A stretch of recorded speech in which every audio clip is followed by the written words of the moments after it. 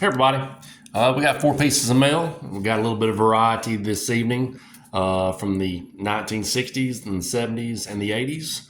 We got one from the 60s, one from the 70s, and two for the 1985 top set that I collect. Got Grand Rapids, Michigan, got Santa Clarita, got Atlanta, Georgia, and we got Santa Ana, California. So we'll get started with this first one out of Grand Rapids, Michigan. This was out for approximately 5.5 months. And it's a 69 tops of Mickey Stanley. Full name is Mitchell Jack Stanley.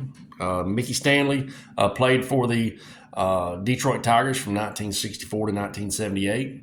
He had a career batting average of 248 with 117 home runs and 500 RBIs. He was a 4-time Gold Glove Award winner from 1968 to 1970 and also one additional time in 1973. He was a member of the 1968 World Series Championship Detroit Tigers team that beat the St. Louis Cardinals. In that same World Series, he was, during the playoff runs of that 68 year, Mayo Smith, the manager, moved him from center field, which was his main position, to shortstop. This allowed the Tigers to field a outfield of Willie Horton, Al Kaline, and Jim Northrup, and kind of gave them a surprise. And they said it was kind of a big move made by the manager to help the Detroit Tigers' chances and everything like that. And they eventually ended up winning the World Series. But Mickey Stanley had a cool little quote. He was a strikeout victim in one of Nolan Ryan's 1973 no-hitter. And he said those were the best pitches I'd ever heard. So that kind of gives you an idea of how quickly a Nolan Ryan fastball can get up on you, I imagine. Mickey was also a member, who is also a member of the Michigan Sports Hall of Fame. He was inducted in that in 1994. And he's also a member of the Grand Rapids, Michigan Hall of Fame, and he was inducted in that in 1996. This was, like I said, out of probably about 5.5 months. I don't think I spent any money on this one. I only think I gave $5 on this one. It might have been $5. I can't remember. It might have been free. It's been so long. But really glad to get another member of the 1968 Detroit Tigers team. I think this is number 4 to go along with Mickey Lolich, Denny McClain, and Dick Trzeski. I can get probably Willie Horton because he's one of the last remaining. There's not very many guys living off that set, but I'm going to try to get as many living ones as I can for as long as I can. So Mickey Stanley out of the 69 top set. All right. Next one here is Santa Clarita. I went to a card show back in February and got a couple of singles. That I thought I'd get some singles of some different card sets, notably the 78 top set, while I waited on some 85 top set stuff to come in. But I got this 1978 tops of Rick Dempsey. Rick Dempsey played from 1969 to 1992 with the Twins, Yankees, Orioles, Indians, Dodgers, Brewers, and once more time with the Orioles. He's known mostly for his career as an Oriole. He was a 2-time World Series champ, once with the 83 World Series, or once with the 83 Baltimore Orioles. As you can tell, he was the MVP during that because he puts it on there and inscribes it on there for free. Or maybe not for free because I actually had to pay $5 for these. And he was also a member of the 1988 World Series champion LA Dodgers.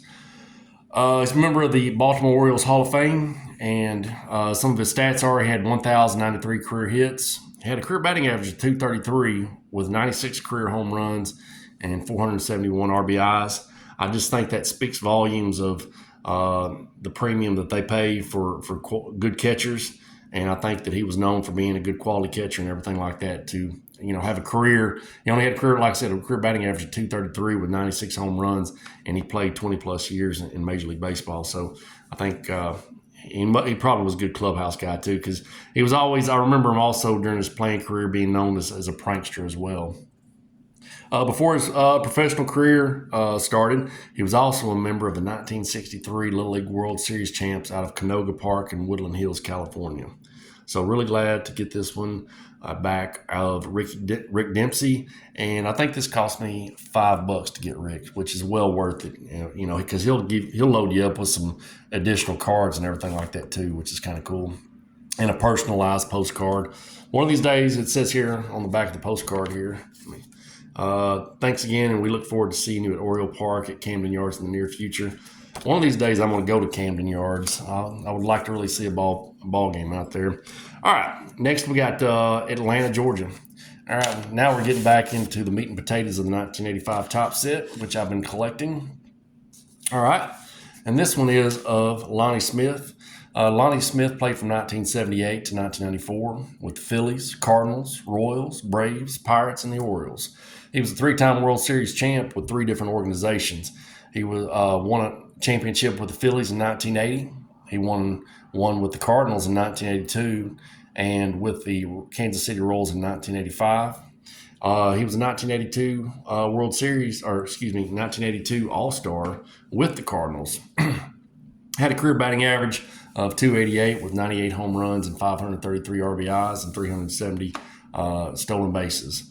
After some trying times towards the middle to tail of the 80s, he was selected while with the Atlanta Braves in 1989 as a Comeback Player of the Year. He was a really talented ball player, but he also had his demons as well. He had a little bit of a cocaine problem and stuff in the 80s and everything like that got himself in some trouble. But he, like I said, he worked it out and everything. But really happy to get this one of Lonnie Smith. This is by way of Pass Pros, and this one cost me $15. All right. And put that right there. All right. Last but not least, we got this last one out of Santa Ana, California. And these Jeopardy stamps have been really good because I've been getting them all back. And it says here, thanks for the note, Mark BG. All right. And we'll find out who BG is here shortly. All right. And this is of Bobby Grinch. Bobby Grinch played from 1970 to 1986 with the Baltimore Orioles and the California Angels. He was a six-time All-Star, four-time Gold Glove Award winner, 1981 Silver Slugger Award winner. He led the American League in home runs in that strike-shortened 81 season. Some of the stats, he had 1,833 career hits with a .266 batting average.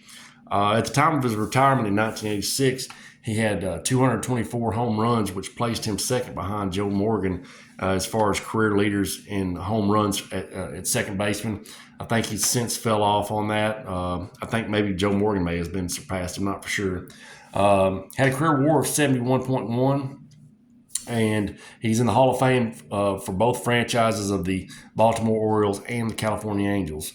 One other little thing about his career, he was part of the 1970 World Series Championship Baltimore Orioles, but he didn't see any playing action. So he was on that team. He got credit for being, I guess, on the team, but he did not see any playing action. As you can see, he was very early in his career in 1970 there. So I think Earl Weaver really liked him because he flooded him with compliments and everything like that when he struggled as a young player.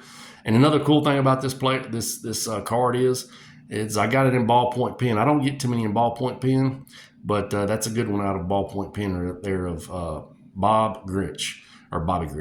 So, and that is my second, and that cost me $20. The story behind that $20 is he's mostly signs for $30, but I think if I tied in a pretty decent note and gave him the money, and I think he took the 20, and I was fine that he took 20 instead of 30 and everything like that. So I appreciate that. So this makes two more additions to the 1985 Top Set, 367, 368. 367, 368, and I got also one from 78 and one from 69. Well, folks, appreciate you watching. I've got some of my February signings will probably be coming in probably later this week and next week. So I'll have plenty of 85 stuff probably in the next couple of weeks and stuff. All right, folks, y'all have a good one and take care. Bye.